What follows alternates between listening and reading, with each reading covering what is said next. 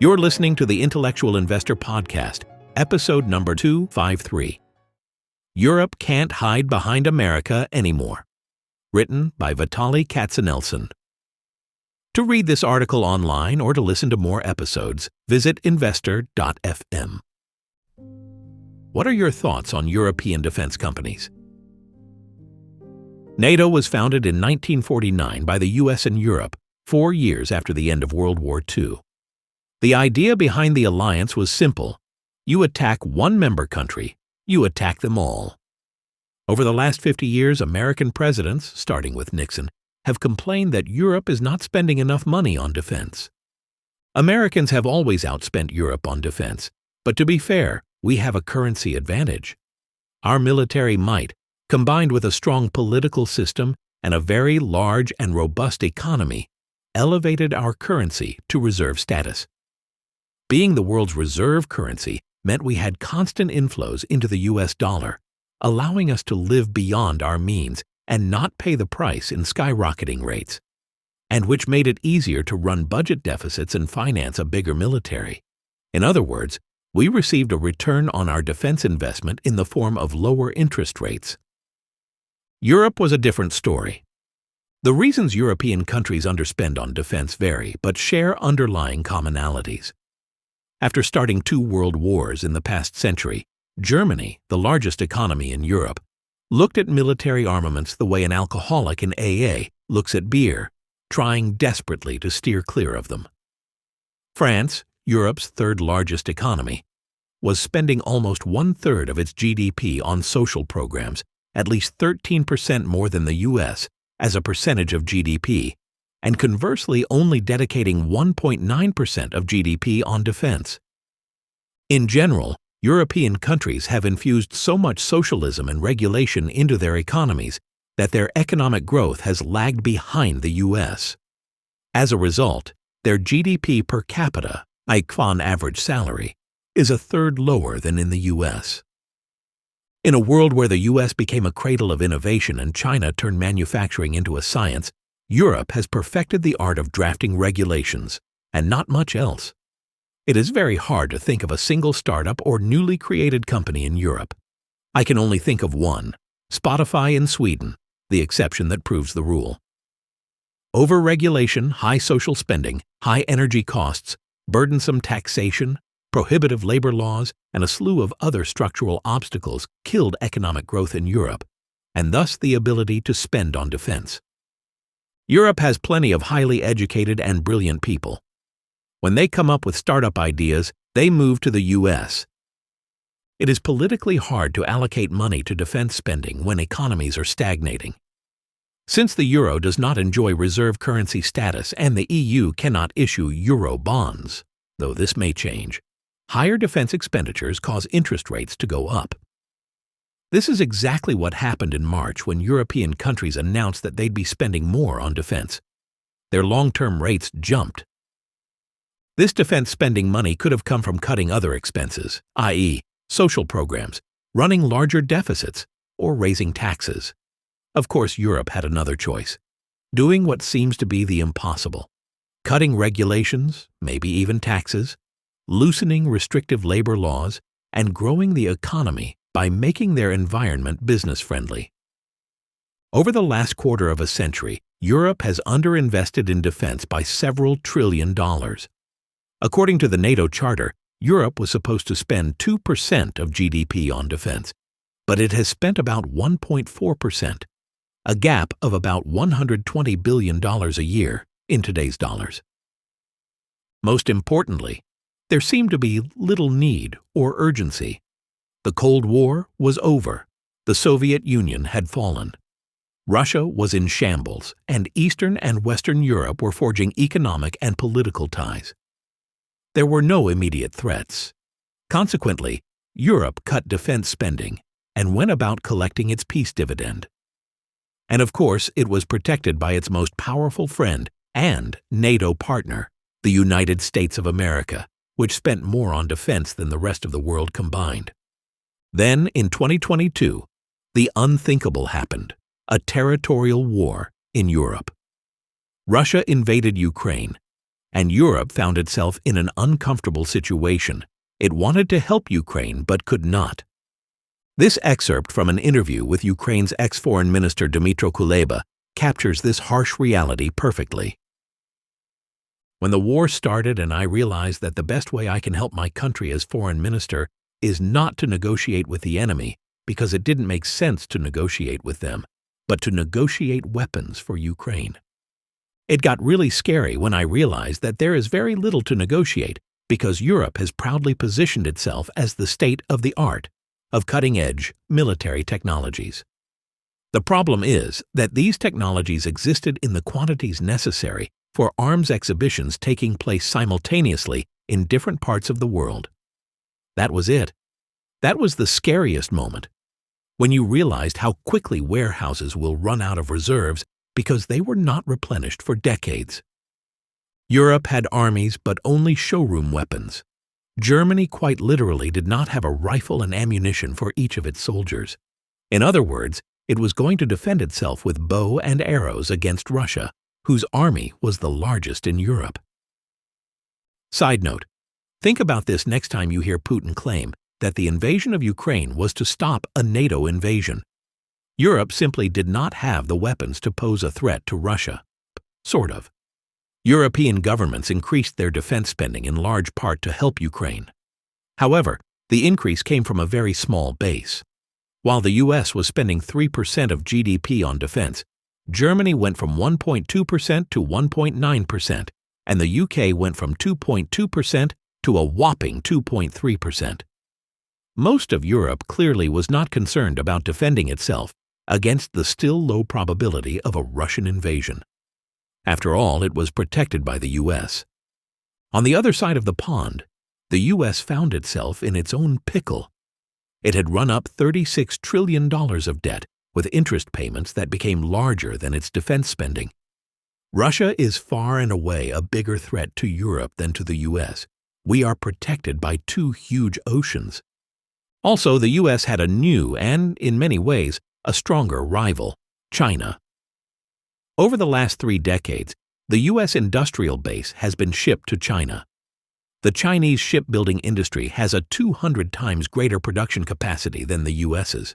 China's Navy surpasses ours in ship count, though not yet in overall capability. But while theirs grows in strength and number, ours continues to shrink. The essence of the NATO alliance was that all partners would protect each other. In reality, Europe had demilitarized itself over the last 3 decades.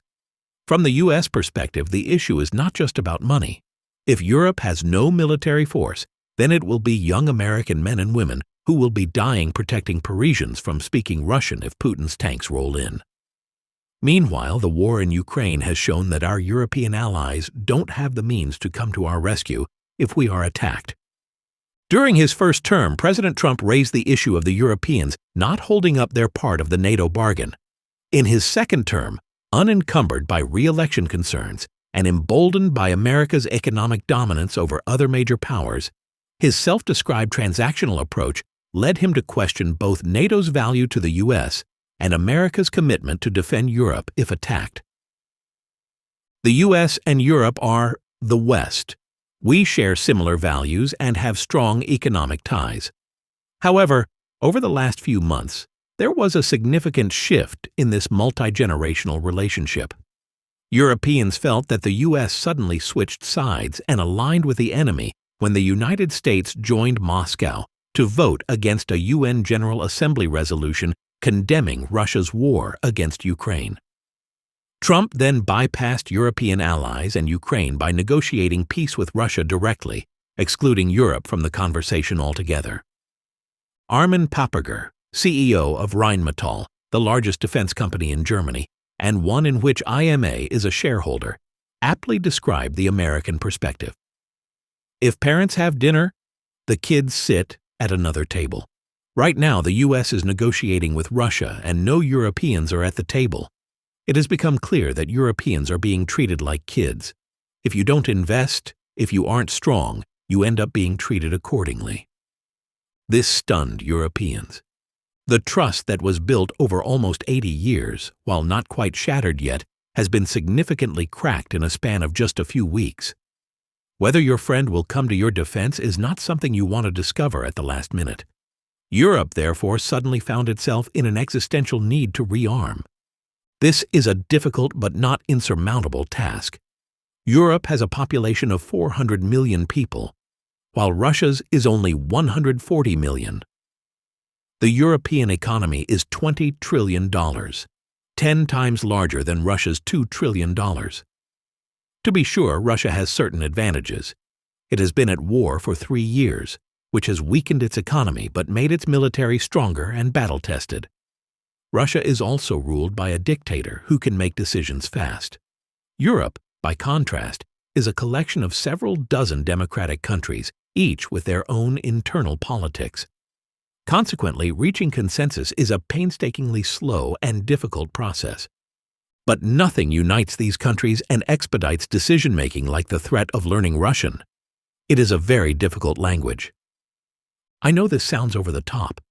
I'm sure you're thinking that Russia is not about to invade France. I would have said, and did say, the same thing about Russia invading Ukraine. But Finland, Lithuania, Latvia, Estonia, Poland, Czechoslovakia, and Ukraine have been invaded by Russia or the Soviet Union over the last 100 years. Abraham Maslow, American psychologist, described food, shelter, and safety as fundamental human needs. We cannot focus on anything else unless these needs are satisfied. Europe no longer feels safe. Today, Europe has the will and the urgency to act. It now needs to find the money. 2/3 of Germans support increased defense spending, an astonishing figure. Badly scared by hyperinflation a century ago, Germany today is no longer concerned about increasing its debt for defense spending. This point is very important, as Germany previously was the spending hawk in the EU.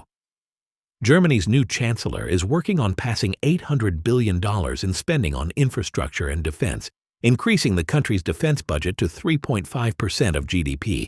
Tellingly, German and EU governments want to exclude defense spending in fiscal deficit calculations. Other European countries are trying to figure out how to raise money. There will be a lot of social programs that will get cut. We are at the beginning of a significant European defense spending supercycle. It is payback time after decades of underspending. European defense spending is going up and will go up a lot. What is even more important is that revenues of European defense companies, for several reasons, will likely outpace headline increases in GDP. Not all defense spending in the past went for weapons. In fact, the bulk of European defense spending went for paying soldiers, pensions, etc., pretty much anything other than weapons. Here is one way to understand the difference in priorities between European and American defense spending. In 2010, Germany spent $43 billion on defense. Only $6 billion of that was on weapons. The same year, the U.S. spent $786 billion on defense, out of which $235 billion went for weapons. Even when adjusted for population, the U.S. is 4 times larger than Germany. Germany would still have spent only 1/10 as much as the U.S. on weapons. European defense spending went up sharply in 2022, but these countries had to make up for at least a quarter century of underinvestment. A much greater proportion of new defense spending will go to weapons, outpacing the growth of total defense spending. Additionally, a much greater portion of that spending will go to European companies at the expense of American defense firms. Let me explain why. My friend Ben says, "Sometimes little things tell us a lot about big things." The U.S. co-developed the Trident nuclear weapon with the U.K. Lockheed Martin developed the missile, while the U.K. developed the nuclear warhead. The Trident missiles are not owned outright by the U.K., but are leased from the U.S. The U.S. maintains the missiles and stores them in King Bay in Georgia. But now the U.K. is considering alternative plans, uncertain whether the U.S. is going to honor its lease agreement. It is talking to France about potentially providing a nuclear shield for the UK. This tells you the level of trust America's closest ally has in us. We think of countries as monoliths, but they are run by people. And when countries have a relationship, these people may experience emotions similar to those of a married couple. When your partner breaks your trust, you start questioning all aspects of the relationship that were based on that trust. Let me give you another example. In March 2025, at President Trump's direction, the U.S. stopped intelligence sharing with Ukraine.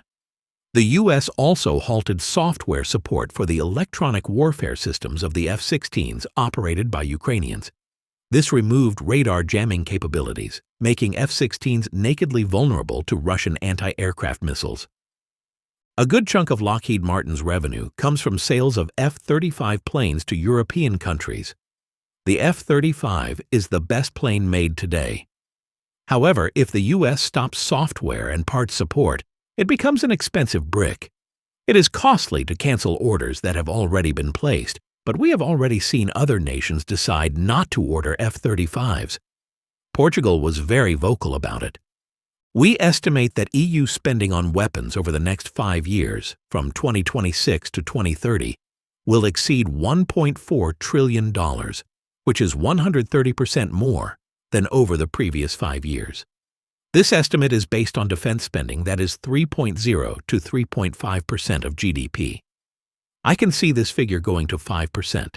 Historically, about 20% of weapons spending has gone to U.S. contractors, but this percentage will decline significantly in the future.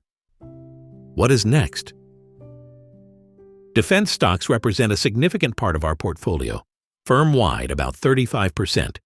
This percentage is somewhat inflated because of recent price appreciation. We have been adding to our defense stocks opportunistically over the last few years and increased our position as recently as early February. Now comes the hardest part, sitting on our hands. There is going to be a lot of news flow impacting the price of these companies, driving them up and down. Most defense companies in our portfolio today, with maybe the exception of Huntington Ingalls, HII, and Babcock, BAB, in London, don't look in your face cheap. However, this apparent lack of cheapness is a bit deceiving. Their current and near-term earnings reflect a different geopolitical environment than the one that is emerging. It will take time, a few years, for this process to unfold. Legislation must be passed, social programs cut, funds raised, plans formulated, and orders placed before these changes translate into sales. When this happens, profits will rise and rise substantially. The end of the war in Ukraine is mixed news for European defense companies. On one hand, they'll need to send fewer weapons and ammunition to Ukraine. On the other hand, a not-at-war Russia will rearm and become a more dangerous Russia, thus increasing the urgency for Europe to rearm. We want to prepare you that fluctuations on this side of the portfolio are likely to increase, but please don't confuse them for increased risk. Our patience is likely to be rewarded in the long term. Thanks for listening. If you know someone who'd enjoy this episode, share it with them. To listen to more episodes, visit investor.fm. Enjoy life and prosper.